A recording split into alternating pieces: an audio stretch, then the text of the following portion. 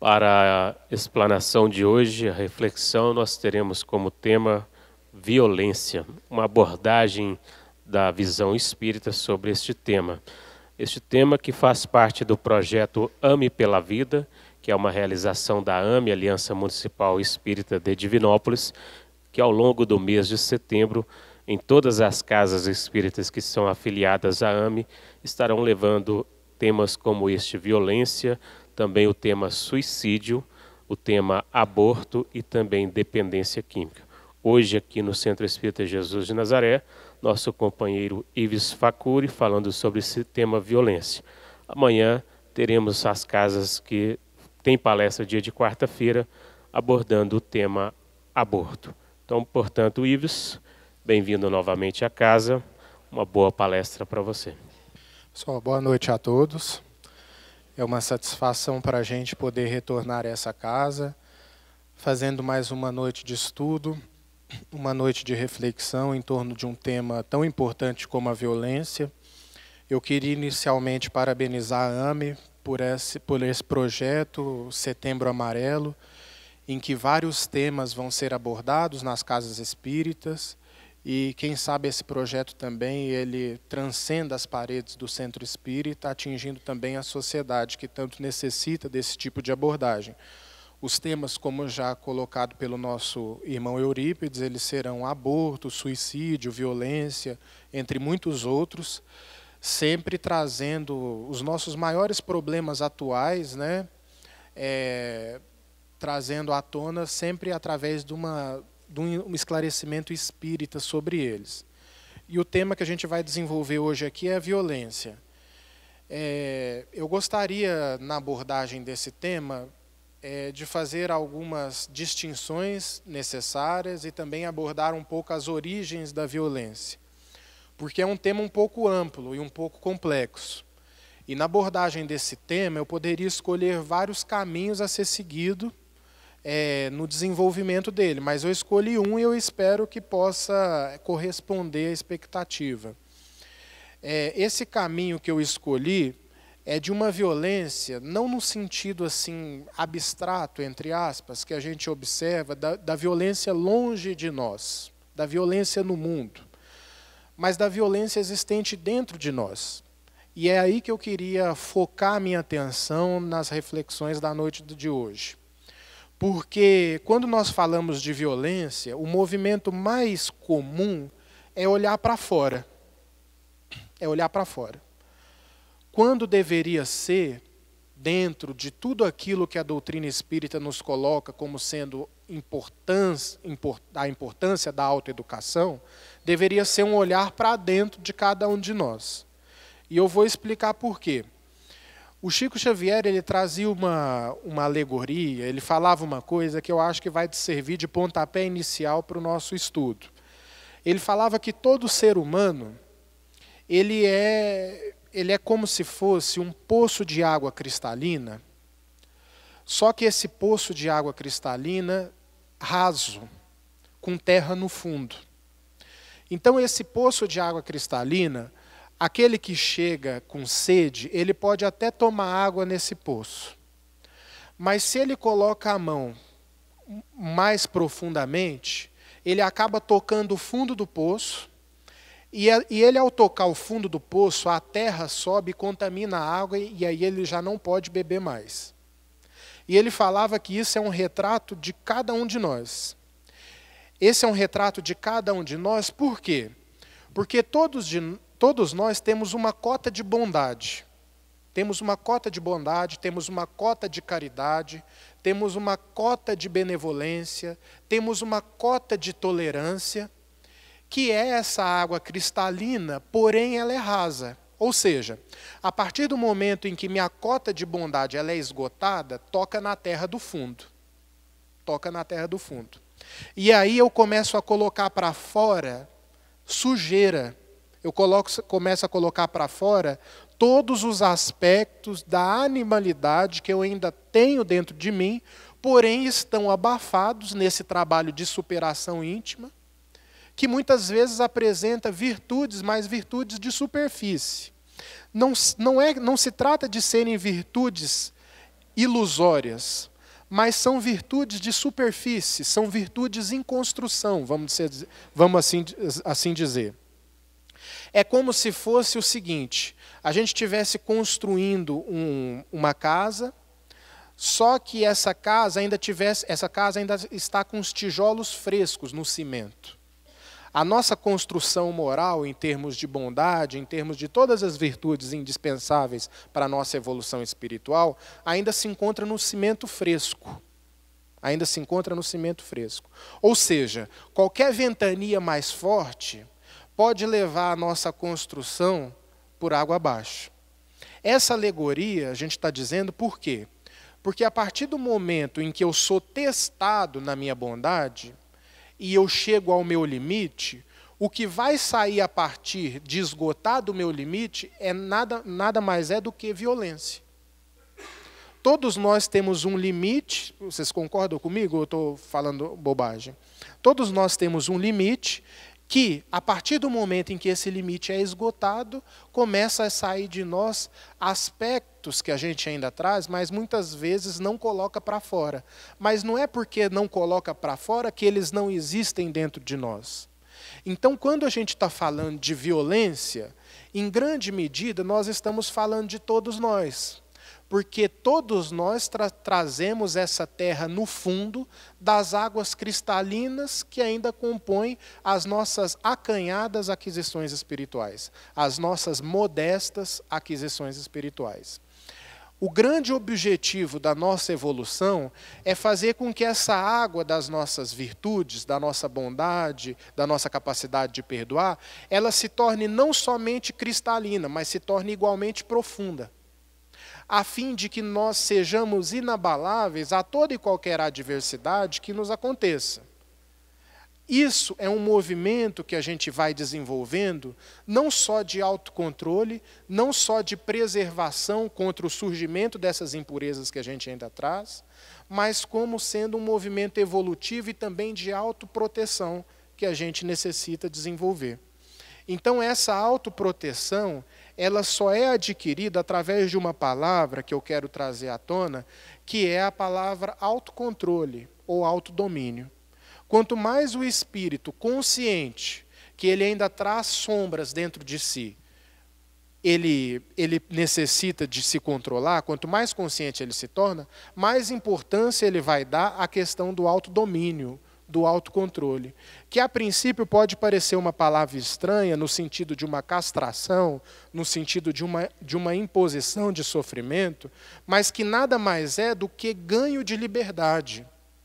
Toda vez que eu exerço o autodomínio sobre todo e qualquer tipo de impulso que me ocorra, na verdade eu estou exercendo uma liberdade que eu ainda não desfruto plenamente, mas eu estou exercendo essa liberdade que eu já sou capaz de colocar em prática, ainda que minimamente. Porque ser livre para ser escravo dos seus impulsos é o grande equívoco que a gente tem na conceituação daquilo que é verdadeira liberdade. Eu sou só livre quando eu consigo dominar aquilo que me escraviza. E aquilo que me escraviza, muitas vezes, é os meus impulsos que eu não consigo controlar devidamente. Esses impulsos, eles são próprios de todos nós. E não é uma questão de maldade. É uma questão de reflexos evolutivos, como nós estávamos falando no estudo mais cedo, que todos nós trazemos, mas que estão abafados, porém não superados. Eu vou só dar uns dados que eu já até trouxe aqui em outras oportunidades, para que a gente possa perceber aonde está a origem da nossa violência, aonde está a origem da nossa animalidade, vamos dizer assim. A origem disso, se a gente for parar para analisar, fazendo uma viagem rápida no tempo, 2000 anos atrás, na época em que foi escrito, na época em que foi narrado a história do livro Há 2000 anos, do Espírito Emmanuel, existem algumas práticas muito comuns naquela época, que hoje nos choca, mas que naquela época era nada mais do que diversão. Então, por exemplo, era muito comum uma família de patrícios no Império Romano, patrícios era a nobreza da época, se reunirem num jantar no final de semana, num domingo, por exemplo, e estarem reunidos, sentados numa mesa para o almoço, filhos, pais, avós, primos, a família inteira, almoçando, tendo como lazer assistir a 2 gladiadores se matando. Então isso era uma prática muito comum. Ou seja, estava aqui a família inteira, é como se a gente estivesse aqui reunidos, para ao invés de assistir uma palestra, assistir 2 pessoas se pegando aqui em cima da tribuna, até alguém matar a outra. Imaginem vocês. Aí um enfia a espada na outra, mata, todo mundo, à semelhança do final da palestra, aplaude aquele gesto. Tá certo? Isso aí hoje nos choca, correto? Mas há 2000 anos era uma prática comum. Era como se eu estivesse assistindo uma partida de futebol comendo pipoca. Então, quando o meu time faz o gol, eu comemoro. Então, isso faz parte da realidade dos espíritos que viveram naquela época, que, na verdade, eram todos nós encarnados naquele momento. Porque nós que concebemos a reencarnação como sendo uma realidade, nós estávamos presentes na época em que essas práticas elas eram muito comuns. Então, o que acontece? Hoje, a gente olha para trás e esses episódios, esses relatos históricos já nos espantam. Mas não é porque nos espantam que eles não têm reflexos no nosso comportamento, ainda que reflexos pequenos. Esses reflexos pequenos que a gente ainda traz, indica um passado histórico de animalidade a ser superado cada vez mais. Então, quando a gente fala da violência que acomete o mundo e da violência que acomete a nós mesmos, nós estamos falando de uma trajetória evolutiva do homem em que ele parte de um primitivismo muito acentuado e ele vai ganhando civilidade com o passar do tempo. E ele vai evoluindo no sentido do desenvolvimento da sua racionalidade com o passar do tempo. Só que como a gente ainda está, vamos dizer assim, na metade do trajeto, é muito comum que essas influências do passado ainda incidam sobre nós. Porque o homem ele é dividido entre os seus anseios futuros, que são aqueles convites, aquelas diretrizes que a sua consciência lhe pede como sendo o roteiro evolutivo que ele deve caminhar, mas ele também é atrelado a um passado de sombras. Ele também é atrelado a um passado que ainda corresponde a um peso, que ainda corresponde a uma carga muito grande que ele precisa se livrar. Então nós somos divididos entre luz e sombra que compõem a nossa realidade atual. O grande objetivo do autodomínio não é impor nenhuma castração e nenhuma imposição sufocante. O objetivo do autodomínio é eu suplantar essa sombra que eu ainda trago em função da luz que eu já sou portador, mas que precisa ser desenvolvida. Então, esse autodomínio, na verdade, eu, de certa forma, abro mão desse julgo de sombra que eu ainda trago. É por isso que é sempre uma prática de liberdade. Toda vez que eu vou exercer o autodomínio, eu estou exercendo, de certa forma, a minha liberdade. Porque, caso contrário, eu nada mais sou do que escravo dos meus impulsos.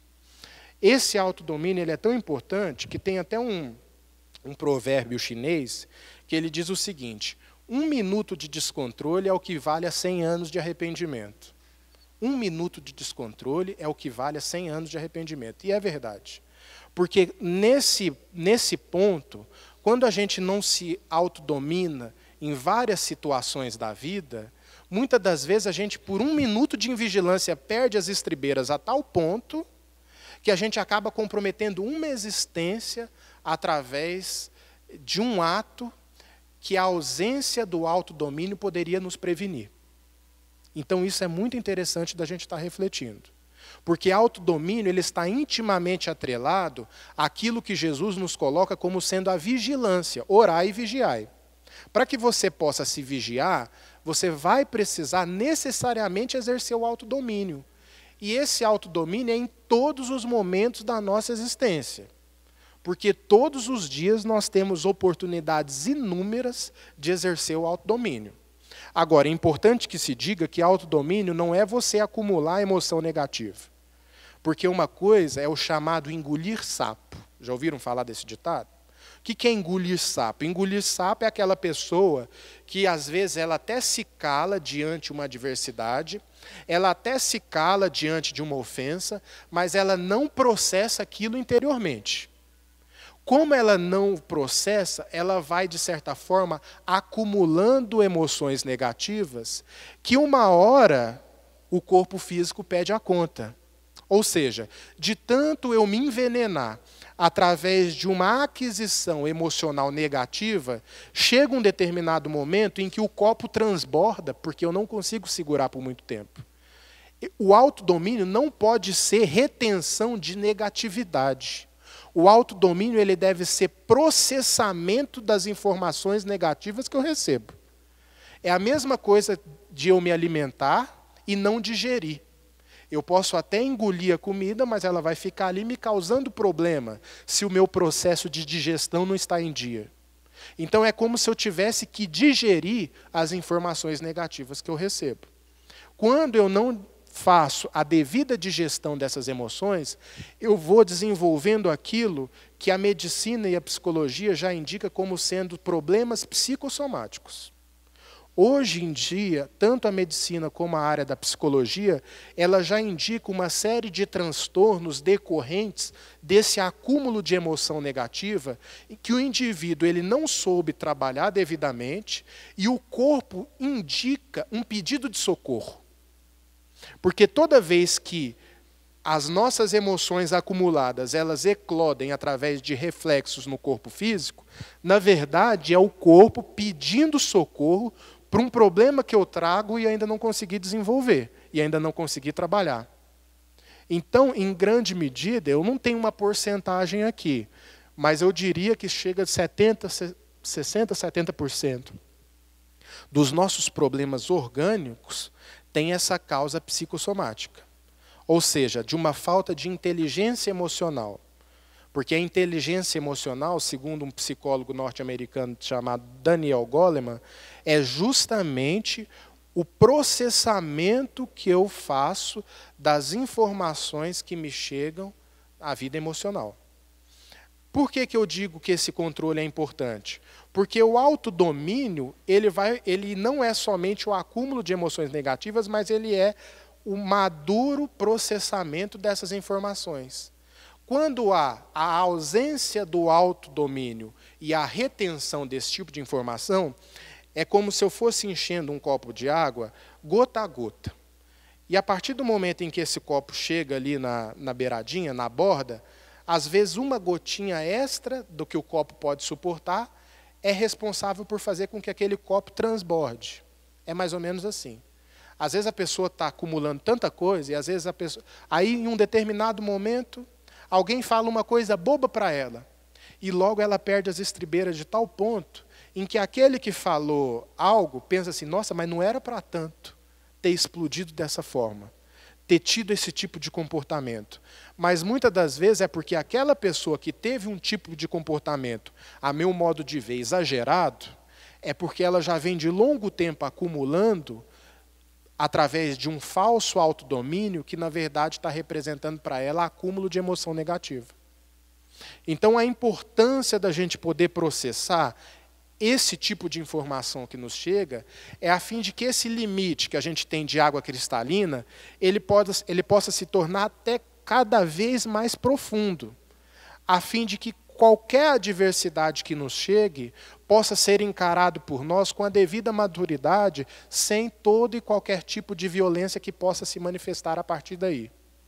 Porque a falta desse controle íntimo não só gera violência, mas gera constrangimento em muitos daqueles que nos observam e que têm em nós um ponto de referência muito grande. Porque o que acontece? A pergunta 625 do Livro dos Espíritos, Allan Kardec pergunta à espiritualidade qual é o modelo máximo que a humanidade tem como referência para as suas vidas. E a espiritualidade responde que o modelo máximo da humanidade é Jesus. Isso não significa que, a nível menor, nós também não sejamos modelo para alguém. Jesus é o modelo da humanidade, mas quem diz que você não é referência? Quem diz que você não é modelo para um filho que te observa? Quem diz que você não é modelo, sei lá, para um irmão? Quem diz que você não é modelo para um tio, para uma tia, para alguém que deposita em você alguma referência, que tem em você uma espécie de espelho ali? Quem diz que todos nós não temos essa carga de responsabilidade em quem nos observa e deposita em nós um certo crédito? Nós também temos, a nível menor, não a nível de Jesus, mas a nível menor, essa responsabilidade com aqueles que enxergam em nós referência. A falta de autodomínio não é só prejudicial para mim, mas é prejudicial também para aqueles que nos observam e vão ter as suas referências abaladas a partir do meu comportamento. Está vendo como é uma coisa muito mais ampla? É uma coisa muito mais ampla. Não é um problema só de intoxicação, de problema espiritual no sentido de débitos adquiridos, mas é um problema também de contaminação daqueles que me observam e que depositam em mim determinada confiança. Eu vou até dar um exemplo que eu já dei aqui várias vezes e eu acho que vale a pena dar de novo. Só para a gente poder ter uma noção dessa questão da referência que muitas vezes a gente deposita em alguém. No meu caso, que faço palestra, é ainda mais grave, porque aí sim que as pessoas muitas vezes olham e muitas vezes atribuem valor a nós que realmente a gente não tem. E aí, estava num momento aqui num supermercado de Divinópolis, eu sei que eu estava atrasado para um compromisso, eu estava com fome, não tinha comido o dia inteiro, estava indo de um compromisso para o outro direto, estava assim, com pressa, cheguei na padaria do supermercado para comprar pão, e aí eu tinha uma fila esperando o pão, porque não tinha ainda, eu entrei atrás da fila e fiquei ali esperando o pão que não chegava de jeito nenhum, um atendimento molenga por parte do atendente, e eu comecei a ficar assim um pouco agitado, porque na verdade eu já estava quase que atrasado para um compromisso que eu tinha. E aí, qual que é o ímpeto quando você está indignado com alguma coisa, com algum serviço que te está sendo prestado, mas que não está sendo eficiente e tem mais pessoas padecendo daquilo? Muitos de nós vamos nos queixar uns com os outros, né? E aí eu estava ali na fila e tinha uma mulher na minha frente. Aí eu lembro assim, eu falei, aquele ato natural de você queixar com alguém do absurdo que está acontecendo. Quando eu fui me queixar com a senhora, ela virou para mim e falou assim, opa, você é o Ives que faz palestra? No momento em que eu ia me queixar com ela, que eu ia falar poucas e boas daquele atendimento e tal, a mulher se antecipa a mim e me pergunta, porque ela já tinha me visto num centro fazendo palestra. Quando ela me falou isso, eu abri esse sorriso, voltei à serenidade normal, né, tradicional, e não falei nada, né? Fiquei ali calminho, sereno. Por que eu estou dando esse exemplo? Porque muitas vezes, ao a pessoa perceber com que eu tivesse ali algum comportamento exagerado, no sentido de uma indignação, ela poderia muitas vezes ter a sua referência afetada a partir daquele comportamento, está entendendo? Nossa, mas até esse fulano aí que estava ali outro dia falando de autodomínio, até esse fulano aí que estava ali outro dia falando de paciência, desse jeito, né? De certa forma, quebra um pouco a referência. Eu estou dizendo isso porque, às vezes, eu estou sendo referência dentro da minha casa. E essa falta de autodomínio vai fazer com que esse fator referência daqueles que me cercam sejam afetados, sejam abalados. Então, quando a gente fala dessa questão da violência, quando nós falamos dessa questão da agressividade no mundo, o antídoto a tudo isso está na questão do autodomínio. Porque não tem nada mais eficaz para a nossa proteção do que o autodomínio. E, nesse sentido, os convites para que eu possa estar exercendo esse autodomínio são inúmeros. Então, na verdade, quando a gente fala de aquisição de virtudes, como eu posso desenvolver as minhas virtudes, isso passa, primeiramente, pela questão do autodomínio, que o mundo já nos oferece muitas oportunidades. Você quer ver uma oportunidade extraordinária de exercer o autodomínio? É você sair aqui em Divinópolis 6 horas da tarde, no trânsito ali de Divinópolis. né? É uma oportunidade de autodomínio. Eu falo isso brincando, mas tem um fundo de verdade. Por quê? Porque a gente tem que começar a olhar a experiência de uma outra forma. Às vezes a gente está olhando isso como sendo um flagelo, como sendo algo absurdo e tal. Mas quando a gente encara como isso, como sendo uma oportunidade de eu poder me tornar uma pessoa com uma paciência mais sólida, vamos dizer assim, eu passo a desenvolver uma certa postura preventiva antes de determinados acontecimentos. E eu passo a encarar esses acontecimentos não como um fator danoso a mim, mas eu passo a encarar esses acontecimentos como um fator possibilitador de desenvolvimento interior. Possibilitador de desenvolvimento interior. Então, está vendo que o olhar ele muda? Porque virtude não cai do céu através de um passe que eu tomo. Virtude acontece a partir de um conhecimento que eu tenho e a partir de um teste que me é feito naquele sentido. Olha que interessante. Então, às vezes, eu tenho um conhecimento, certo? Só que a evolução, ela não depende única e exclusivamente de conhecimento. O conhecimento é importante, mas eu preciso fazer jus, num sentido comportamental, da teoria. Como eu posso fazer jus num sentido comportamental da teoria? Através de um teste que me vem naquele sentido. Então, por exemplo, eu já estudei bastante sobre a importância da paciência. Como que eu vou, a partir dessa teoria, desenvolver a paciência real em mim? Porque eu já tenho a paciência teórica. Agora, e a paciência real? Como eu desenvolvo? Através de uma palestra que eu escutei? De jeito nenhum. Eu desenvolvo a paciência real através de alguém difícil de convivência que é colocado no meu relacionamento. Eu desenvolvo a paciência real através de um trânsito divinopolitano às 6 horas da tarde. Eu desenvolvo a paciência real através de uma postura pacífica no Facebook ante a esses embates políticos que estão acontecendo agora. Porque muita gente tem excluído pessoas do Face por pensarem diferente. Muitas pessoas estão excluindo as outras de redes sociais por pensarem diferente. É sempre aquele pensamento infantil de que o outro é mau e eu sou bom. É um pensamento infantil, em última análise. Ah, o outro é mau, eu sou bom. E o outro está pensando a mesma coisa. O outro é mau e eu sou bom. Logo, a gente não pode se misturar. E aí a gente vê amizades desmanchadas, discussões sendo feitas, e em vez de nos unir através de para um propósito maior, a gente está se desagregando sem perceber. Esse movimento começa nas redes sociais, mas ele acaba se refletindo na sociedade também. Ou ele já acontece na sociedade e acaba se refletindo nas redes sociais. É uma coisa que a gente precisa modificar, a fim de que a violência ela não possa sutilmente ir se estabelecendo em nós através dos menores comportamentos. Porque aqui, não sei se vocês perceberam, eu estou evitando de falar da violência do mundo. Eu estou falando da violência de outro mundo, que na verdade é o nosso mundo.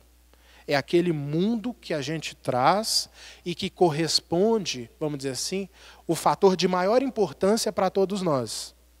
É essa violência que a gente precisa se preocupar. Isso não significa abrir mão da preocupação da violência com o mundo, porque isso seria egoísmo, mas priorizar os impulsos negativos que eu carrego dentro de mim, que precisam ser pacificados, que precisam ser medicados através do antídoto correto. Esse antídoto correto nada mais é do que essa questão do autodomínio.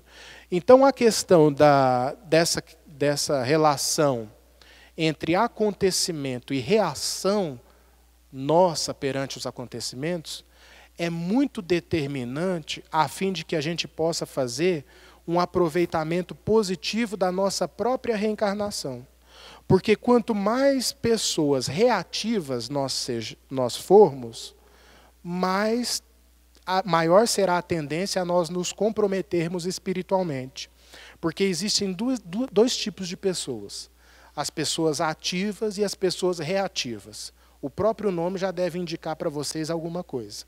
A pessoa ativa é aquela que mantém uma certa soberania sobre o seu comportamento, independente das situações que ocorram ao seu exterior. Ou seja, ela não molda o seu comportamento através do comportamento de terceiros.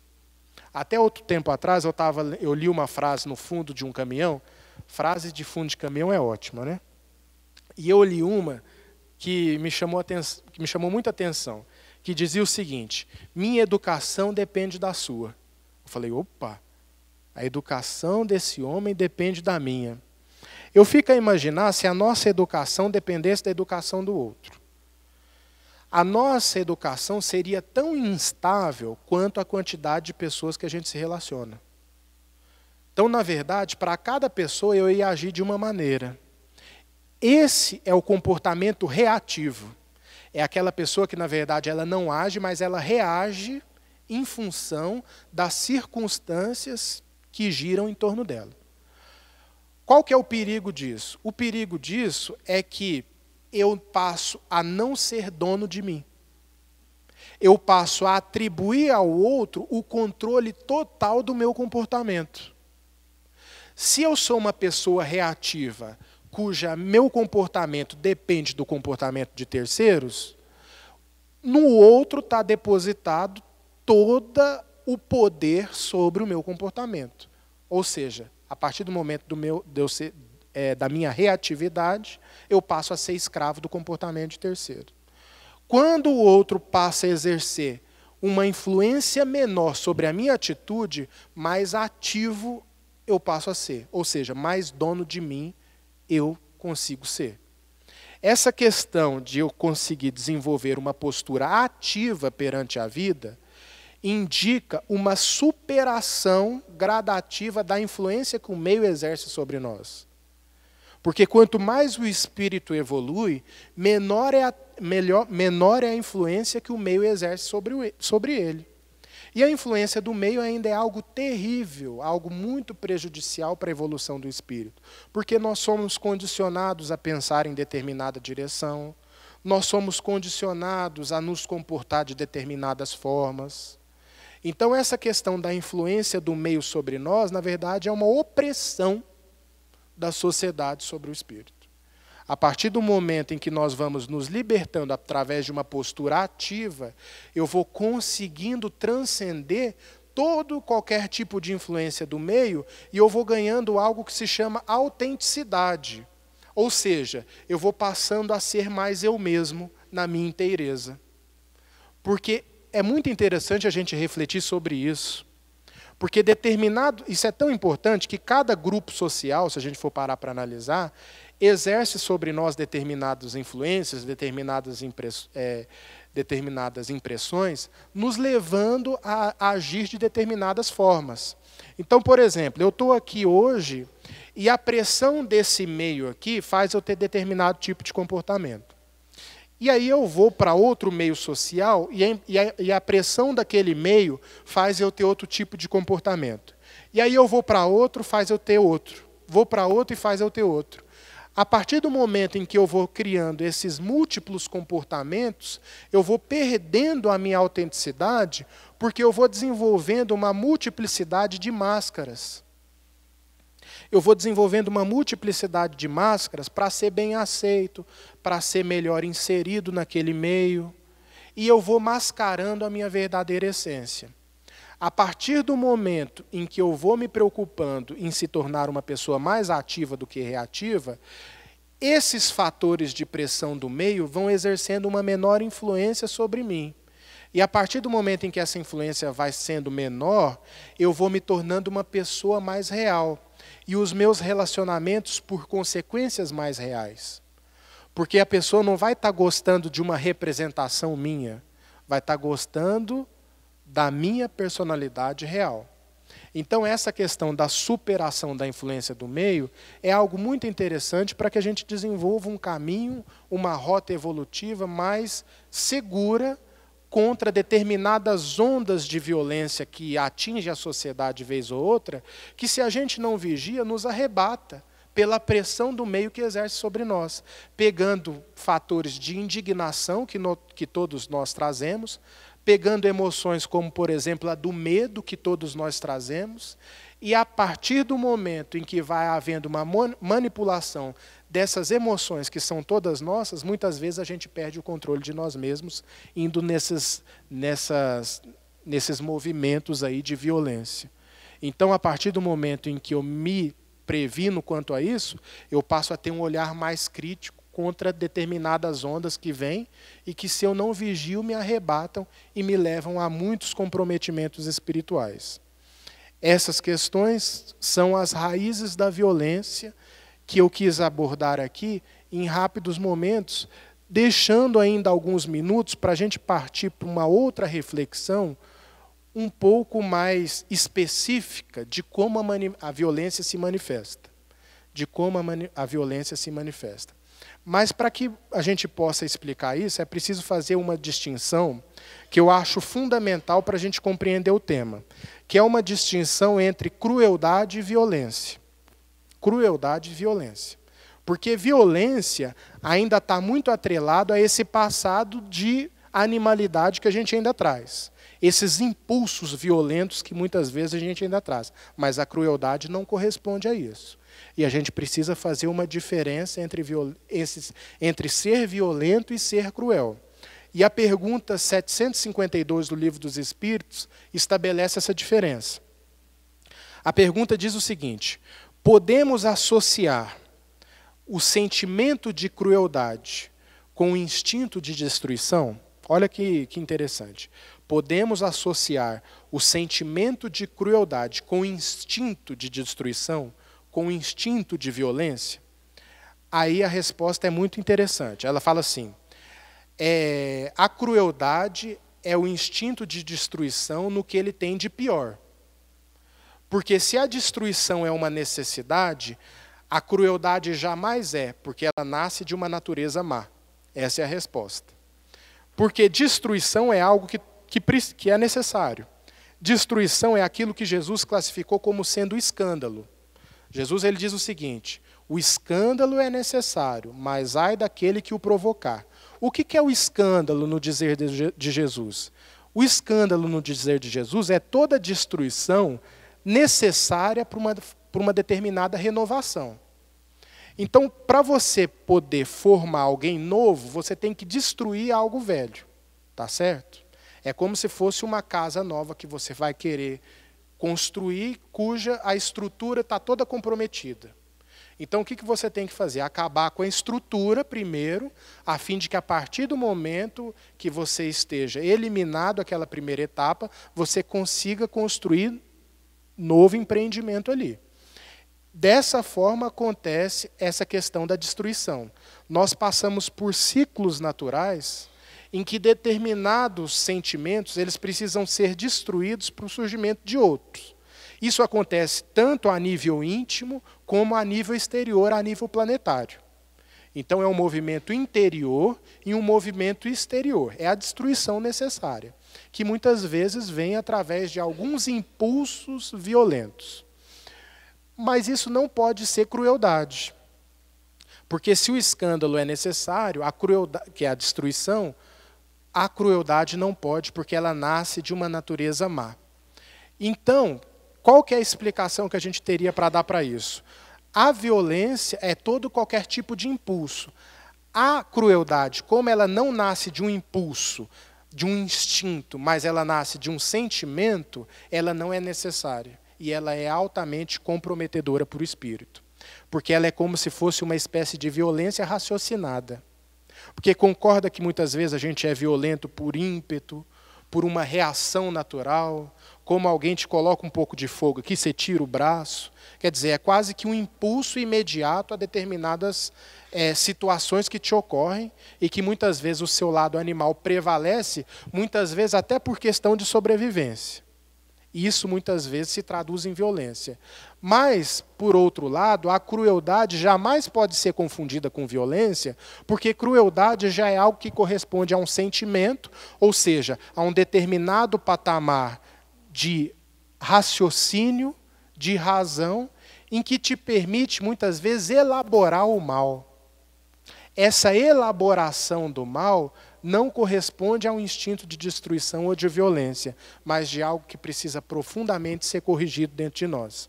Um animal, um leão, por exemplo, caçando uma zebra, ele é extremamente violento, mas ele não é cruel, porque a crueldade ela corresponde a um determinado patamar de raciocínio.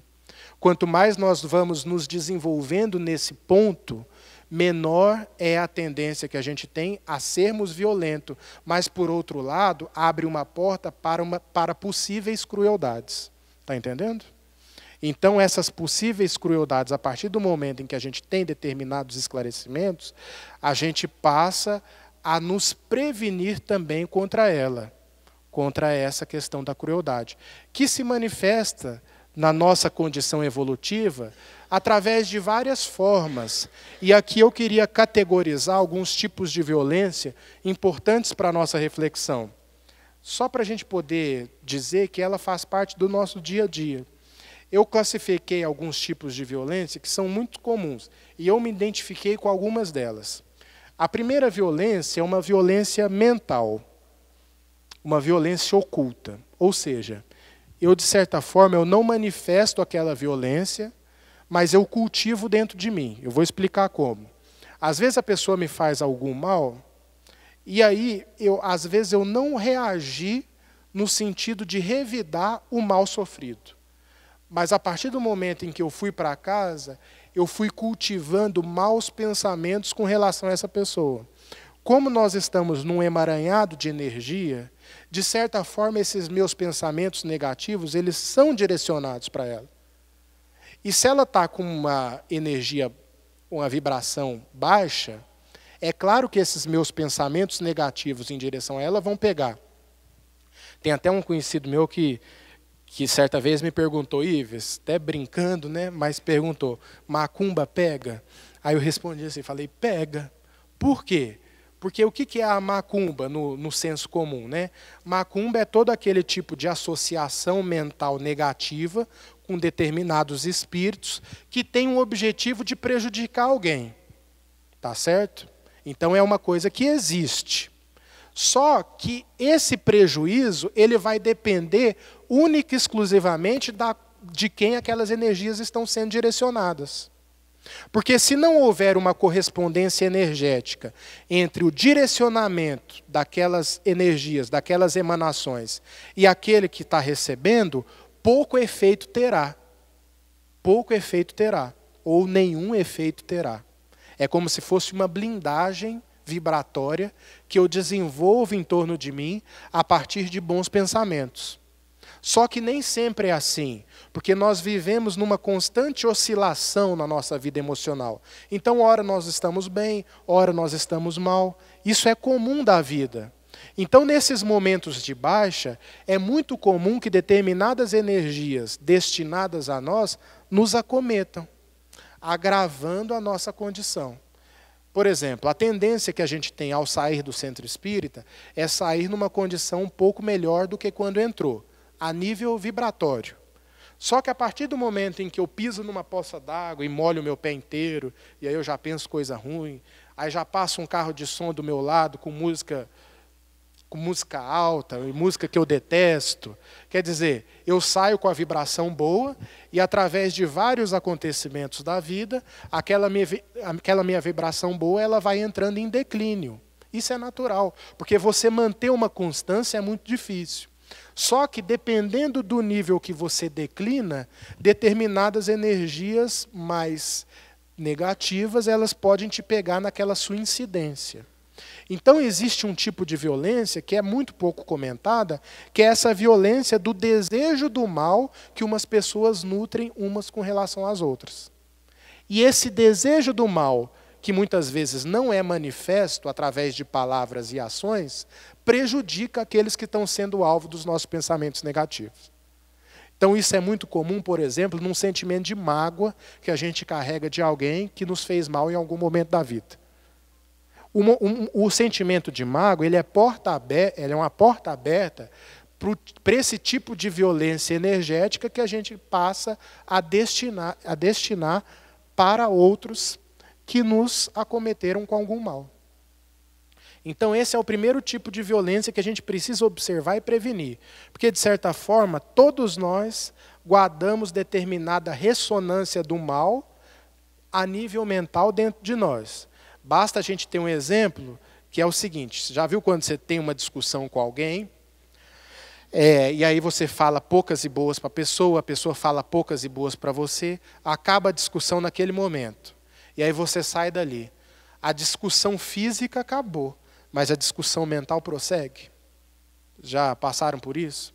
Porque às vezes você vai embora, acabou a discussão, mas você vai pensando, eu podia falar para aquele ordinário, ou para aquela ordinária, isso e aquilo, mas que absurdo. E, de certa forma, você vai alimentando no seu pensamento uma discussão que, na verdade, não acabou. Ela continua em outra forma, não mais física, mas agora mental. Isso é um perigo. Porque a partir desse desarranjo dos nossos pensamentos, o que acontece? Nós vamos começando a receber influências naquele sentido. Então isso é muito bom da gente refletir como sendo uma das manifestações da violência. A segunda delas é uma violência verbal. Ou seja, quando sai do pensamento, eu não consigo reter o pensamento, e já sai através de palavras, através de críticas, através de agressões de fato, verbais, através muitas vezes de elogio. Porque sabia que o elogio pode ser encarado como uma agressão? Existe a agressão ativa e existe uma agressão que a psicologia já está estudando, que é a agressão passiva. O que é a agressão passiva? A agressão passiva é quando eu sou indiferente com alguém, é quando muitas vezes eu elogio alguém, mas o meu elogio ele não tem aquele caráter de incentivo ou de reconhecimento, mas ele tem um caráter de ironizar, ou ele tem um caráter de fazer com que a pessoa de certa forma, relaxe ou ache que está tudo bem. Então, existe esse tipo de agressão passiva que muitas vezes nasce através de elogios. A pessoa está te elogiando, mas ela não quer seu bem. Na verdade, ela está te elogiando para que você, de certa forma, às vezes até comece a se achar demais e descambe para os caminhos da vaidade. Ou comece a se achar demais, ou você, de certa forma, com aquele elogio, não está percebendo uma ironia daquela pessoa que está te elogiando. Então, a agressão não é só quando eu xingo alguém. A agressão, muitas vezes, é até quando eu elogio alguém. Esse tipo de agressão verbal, a gente também precisa encerrar no nosso comportamento. Existe um terceiro tipo de agressão, que é a agressão das vias de fato, né? A agressão física. Está vendo como existem várias nuances da violência que nós precisamos combater a fim de que ela se extinga dentro de nós? A agressão física, por exemplo, Emmanuel destina uma página na explicação dela no livro Vinha de Luz, intitulada a lição Atritos Físicos. Ele coloca que enquanto está a nível verbal e quando está a nível mental a nossa violência, a espiritualidade ainda pode interferir no sentido de nos prevenir contra determinados comprometimentos espirituais graves. Quando a gente deixa o pensamento passar para a palavra e a palavra passar para a ação, porque a violência sempre nasce nesse movimento. Pensamento, palavra e ação. Geralmente é assim. Então, quando eu não consigo matar a violência no pensamento, e a violência foi para as palavras, eu não consegui interromper, e a violência acabou indo para as ações, quando elas vão para a ação, a espiritualidade não consegue, a espiritualidade superior, não consegue mais interferir num sentido de me prevenir contra possíveis quedas existenciais. Olha que interessante. Emmanuel fala que quando o espírito ele vai para as vias de fato, ele até coloca assim, quando o espírito desfere o soco de cólera, todo tipo de influência espiritual está momentaneamente interrompida. Todo tipo de influência espiritual positiva está interrompida. Então veja como a gente pode se comprometer quando a gente não mata o mal na raiz. O mal da violência na raiz que está nos nossos pensamentos. Porque quando o pensamento é descontrolado, facilmente ele se converte em palavras agressivas. E quando ele se converte em palavras agressivas, mais facilmente ainda ele se converte em ações agressivas. A raiz da violência está a nível mental, porque a mente é a morada do espírito. Então, quando a gente fala de educar os pensamentos, nós estamos falando de educar o espírito. Nada mais simples do que entender isso. Educar o pensamento é educar o espírito, porque o espírito é pensamento. É pensamento. E até costumo, para encerrar a nossa reflexão, eu costumo até fazer uma brincadeira com o pessoal, que é o seguinte: a gente quer saber se o nosso pensamento vai bem, é só a gente fazer o seguinte exercício. Imaginem vocês se tudo aquilo que vocês pensassem, automaticamente vocês falassem. Não tivesse mais a capacidade de filtro.